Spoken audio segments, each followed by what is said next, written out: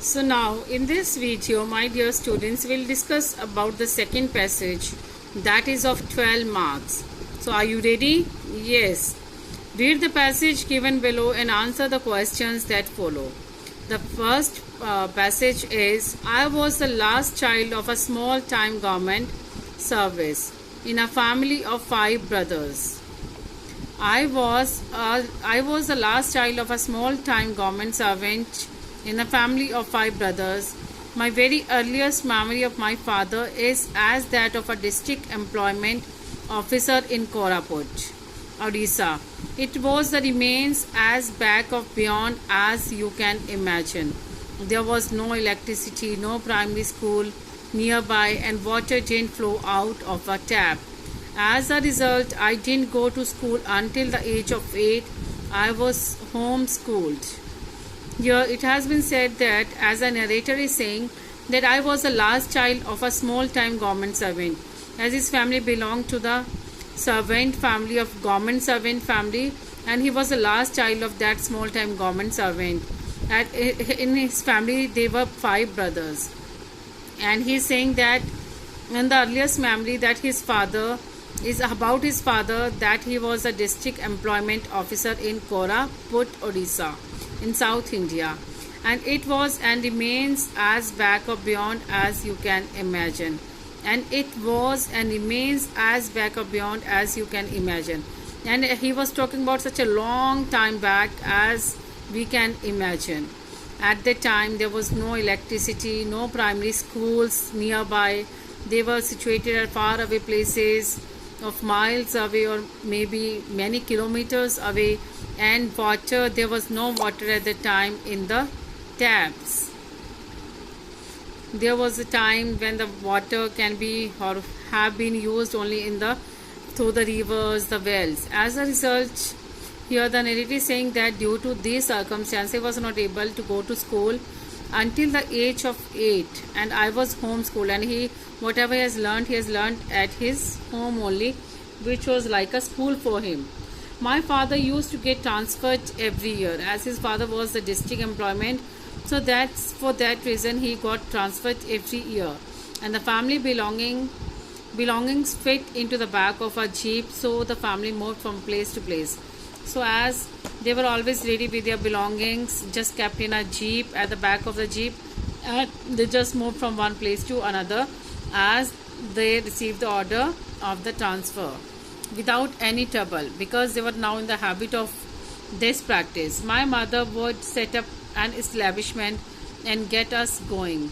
Raised by a widow who had come as a refugee from then East Bengal, she was matriculate, and when she was married my father, as my mother would set up an establishment and get us going, as his mother was always in this situation that she knew that the transfer order can come anytime, so she had just made the arrangement in such a way that they never faced any problem in moving from one place to another. So raised by a widow, here the narrator is saying that his mother was raised by a widow that who had come as a refugee, and earlier they came to India as a refugee from the East Bengal, that is now in Pakistan, and she was matriculate. At the time she was past 10th passed when she married to his father. My parents set the foundation of my life and the value system which makes me what I am today, and largely defines what success means to me. Here the narrator is saying that my parents, that they are the ideal for me, and they have set the foundation of my life, and whatever the values I learned today and what I am today just because of them, and what is a success means to me, that I knew only because of my parents. My father had been given a jeep by the government. There was no garage in the office, so the jeep was parked in my home. Here the narrator is saying that the jeep was given to his father by the government, as he was a government servant, as there was no garage. Garage is a place where the vehicles like cars are parked. As there was no garage in the office, so the jeep was parked at his house. My father refused to use it to commute to the office. As his father, he was an ideal man, he didn't want to use office vehicle and all that. So his father refused to use it to commute. Commute means to go and come to the office. So the jeep was parked in our house. So he told us that the jeep was an expensive source given by the government, because he believed that they couldn't afford the jeep as it is an expensive resource. It was not, and his father believed that it was not his jeep but the government's. Insisting that he would use it only to tour the interiors, he would walk to his office on normal days. He also made sure that we sat in the jeep only when it was stationary, as his father always believed that he would never use the government source, as only then when he had to tour the interiors, the inner parts of the town or the city or the village, then he would walk to his office on normal days. In his normal days, he just walked to his office on foot. And also made sure that we sat in a jeep only when it was stationary. And he also made it confirmed that he never allow us to sit in the jeep while it's moving, and we just only enjoying sitting in the jeep when it was stationary. It was not moving, just sitting, just parked at our garage.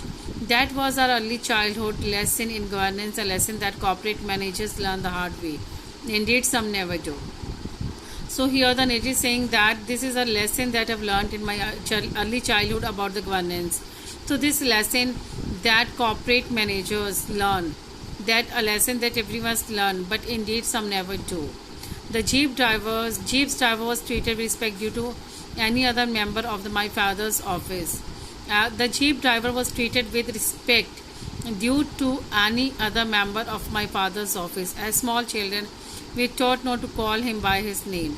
As the jeep driver was also here, the narrator is saying that the jeep driver was also treated with great respect as the other member of my father's office. And we have been taught even in my childhood that we haven't to call him or any other man by his name. We had to use the suffix dada whenever we were to refer to him in public or in private. Whether we are in a public or private, we have to call him either adding a suffix dada by taking the name.